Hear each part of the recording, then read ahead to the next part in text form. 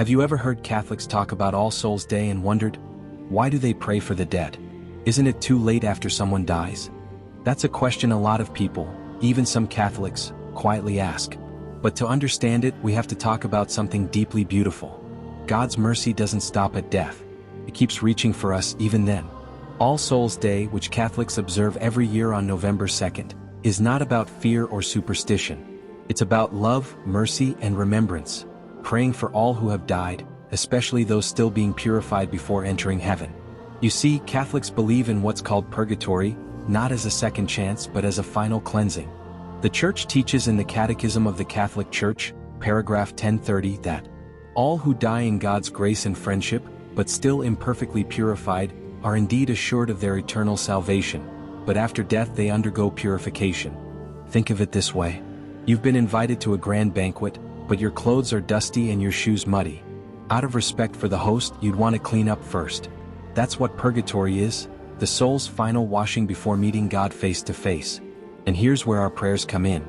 Catholics believe that when we pray for the dead, our love and intercession can help them on that final journey, to be purified, to be made ready for heaven. This idea isn't made up, it's biblical. In 2 Maccabees 12:44-46, Judas Maccabeus offers prayers for his fallen soldiers, believing that it was a holy and pious thought to pray for the dead. And in 2 Timothy 1 verses 16-18, St. Paul prays for his friend Onesiphorus, that God may grant him mercy on the day of judgment. Even Jesus, in Matthew 12 verse 32, spoke of sins that can be forgiven in the age to come. That's why Catholics have always prayed for the departed, not because they doubt God's mercy but because they trust it. When Catholics gather on All Souls Day, they attend Mass, the most powerful prayer for the dead, since it's the same sacrifice Christ offered for all souls. They visit cemeteries, light candles, and whisper the simple ancient prayer. Eternal rest grant unto them, O Lord, and let perpetual light shine upon them. May they rest in peace. Amen. This tradition goes all the way back to the early Church, and around the year 998 AD, St. Odilo of Cluny made November 2nd the official day of prayer for all souls. Now here's something even more beautiful. Catholics believe in what's called the communion of saints, the spiritual family that unites everyone. The saints in heaven, the Church triumphant. The souls in purgatory, the Church suffering. And us on earth, the Church militant. When we pray for those who've died, we're staying connected to that family. Love doesn't end with death. It simply changes form.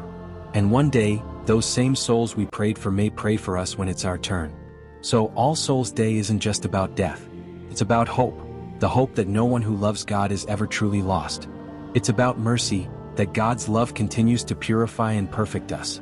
And it's about faith, that life doesn't end in the grave, but continues in Him. So this November 2nd, take a moment. Light a candle. Visit a grave. Whisper a prayer.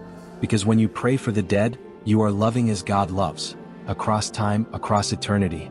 Lord, may eternal light shine upon them, and may your mercy lead them home to you. Amen.